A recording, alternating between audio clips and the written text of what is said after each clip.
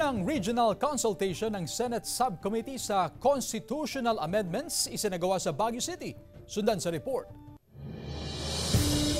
Sinimulan na ng Senate Subcommittee on Constitutional Amendments ang regional consultation para sa panukalang charter change o ang pag-amyenda sa 1987 Constitution. Isinagawa ang first leg sa Baguio City na dinaluhan ni Senate President Juan Miguel Zubiri, Senator Sani Angara, Senator Loren Ligarda, Senator Ronald De La Rosa at Senator Bongo. We would like to know whether the proposed measure will actually alleviate the condition in our country.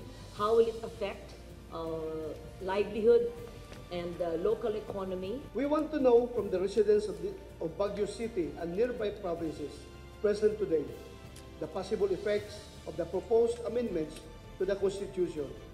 Will these amendments create opportunities and improve the local economy?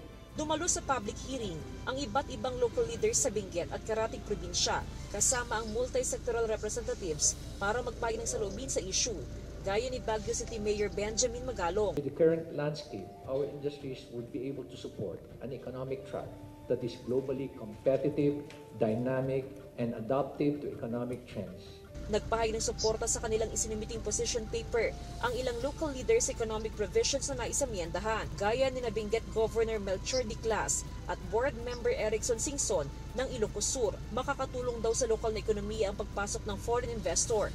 Sa pag-amyenda ng saligang batas, papayagan ng land ownership ng mga foreign investor. Kasabay nito, magkakaroon ng mas maraming negosyo na pagmamayari ng banyaga.